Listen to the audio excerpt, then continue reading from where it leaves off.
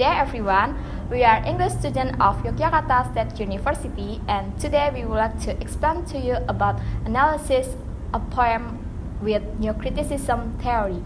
And before we start, we would like to introduce ourselves. My name is Ihza Fadlilah. My name is Dessy Isnawati. And my name is Safira Hasna.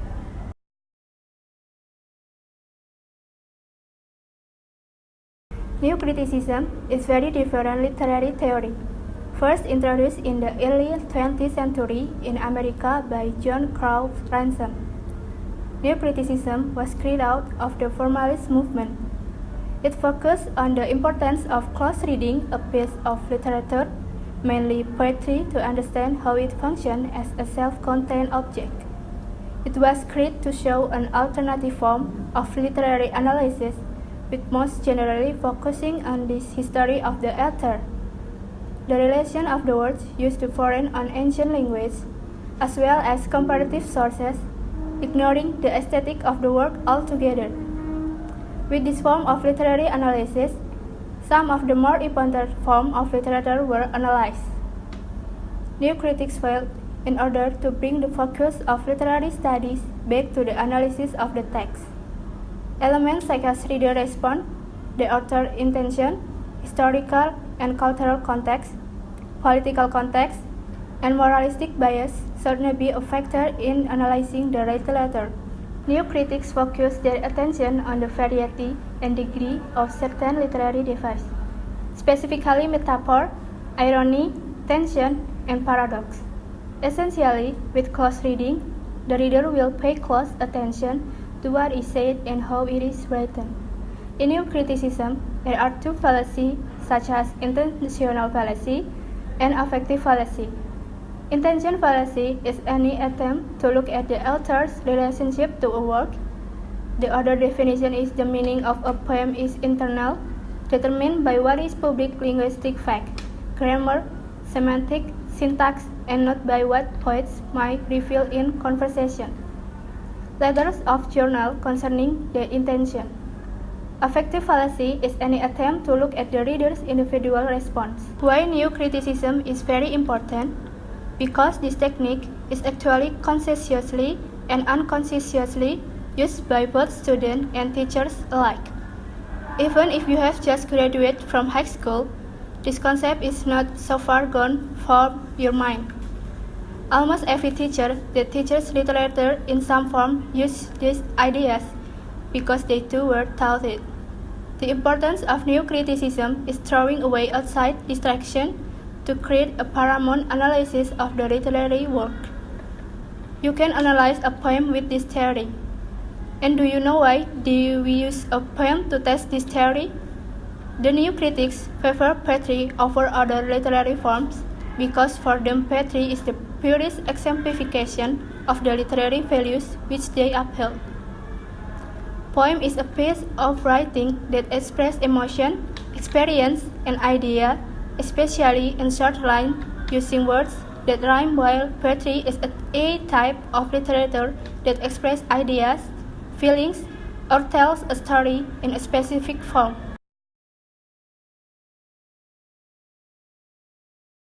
Today, I would like to explain to you about analyzing the poem There is a Girl Inside by Lucille Clifton.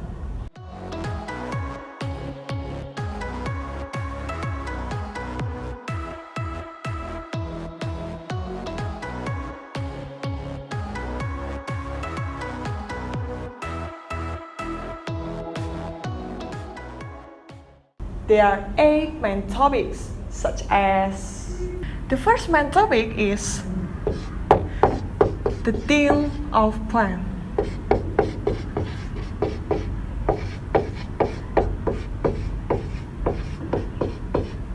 The theme of poem. And the second is the type of poem.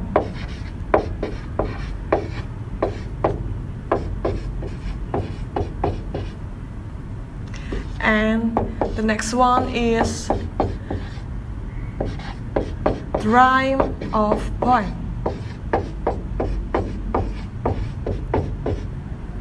And then the meaning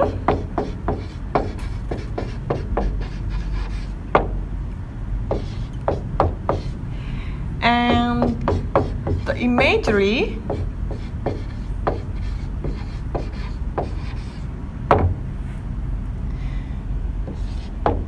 the next topic is the figure of speech.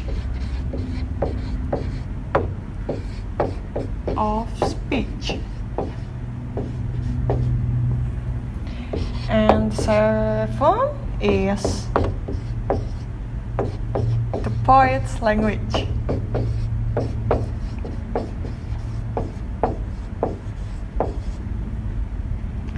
And the last one is the tone and diction.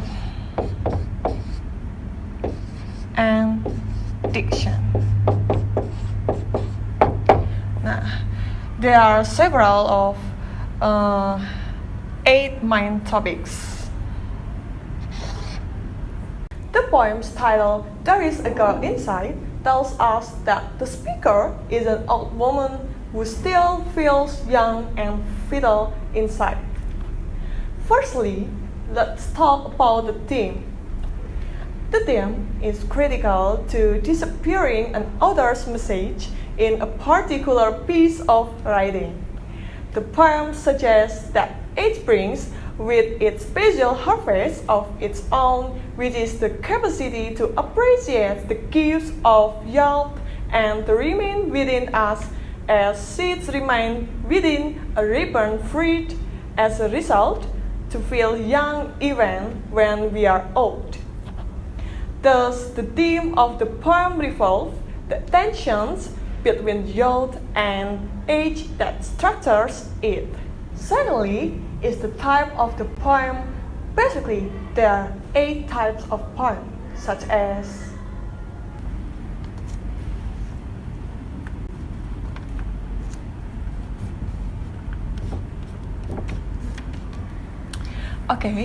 the first is ballad. A story told in song form, it's characterless. It doesn't reveal the writer's personality and feeling. It's filled the repetition of lines and of words. It's about her heroism, romance, and legend. The second is lyric. It also has song form. It was short. It expresses a single emotion, an example, joy or sorrow. And the third is sonnet.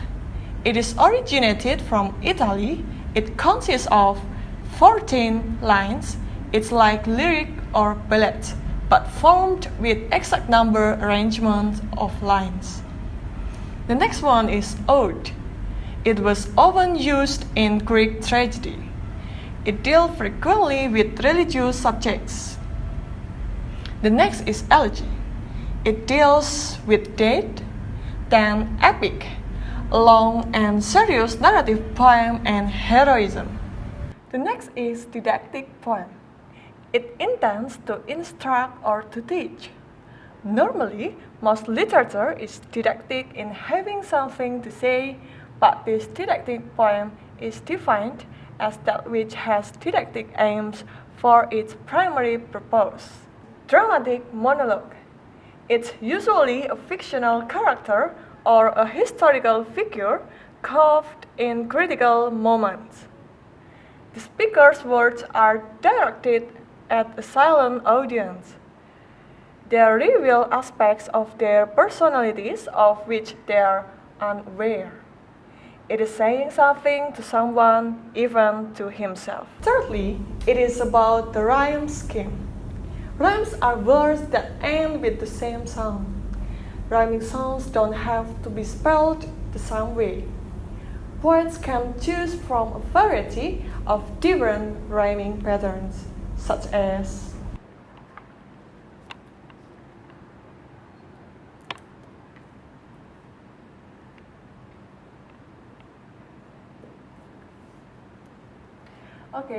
the first is A, B, B. Lines 1 and 2 rhyme. And lines 3 and 4 rhyme. And the second is A, B, lines 1 and 3 rhymes, and lines 2 and 4 rhyme. And the third is A, B, B, A. Lines 1 and 4 right. And lines 2 and 3 right. And the last one is A, B, C, B. Lines 2 and 4 right. And lines 1 and 3 do not rhyme. In this poem, there is no rhyme scheme because it doesn't belong to the 4 types.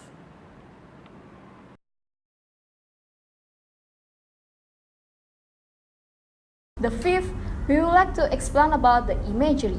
Imagery is the use of words to create pictures or image in our mind.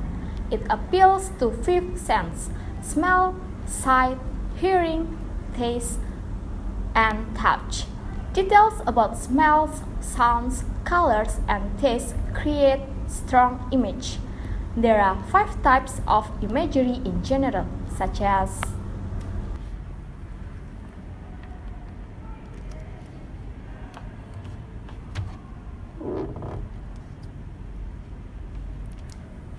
First is about visual imagery.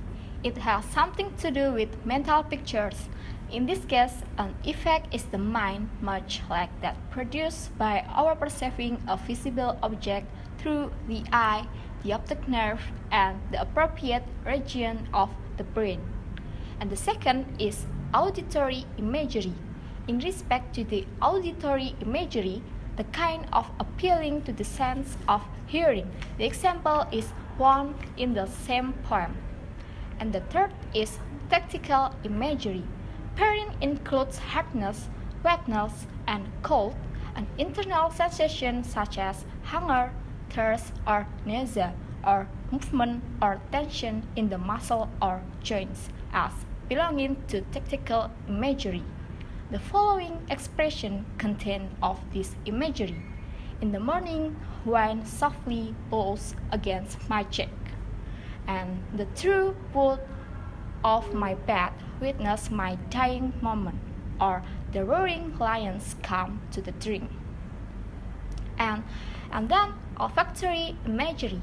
It appeals to the sense of smell. And the last one is gustatory imagery. This imagery, which appeals to the sense of taste, is seldom found in poetry. And in this poem, there is a visual imagery on the second stanza of "She is a green tree in a forest of candy." Next is the figure of speech. Figures of speech are tools that writers use to create image or paint pictures in our mind. Similes, metaphor, and personification are 3 figures of speech that create imagery.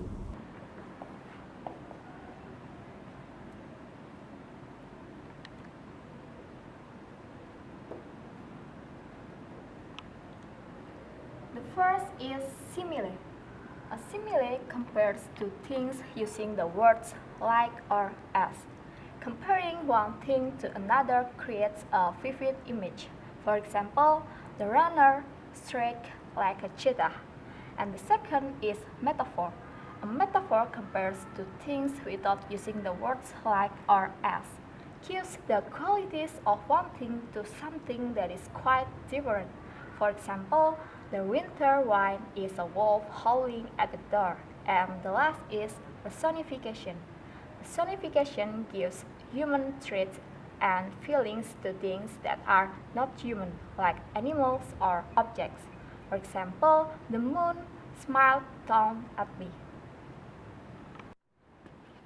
And in this poem, she is a green tree in a forest of kindling, which is a metaphor used to show the way her youthful insides seem to be surrounded by her aged exterior.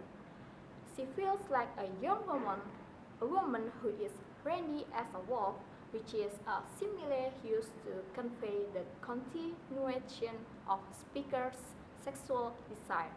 Another simile in the quote, "She has waited patient as a nun," is used to convey the speaker's faithful expectation that she will someday become or at least be recognized as young again. Then let us discuss about poet's language. This poem uses casual language, which is everyday language, so the readers can easily understand about the poem.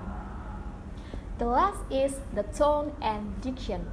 In the first and second stanza is about the girl could be considered resilient, and the third and fourth stanza is patiently waiting to become new, kind, and for everyone to see. That's all for our explanation about analysis a poem with new criticism theory, and we hope this material can be used in your subject matter, especially for you, an English student, and took literature as your concentration. Thank you.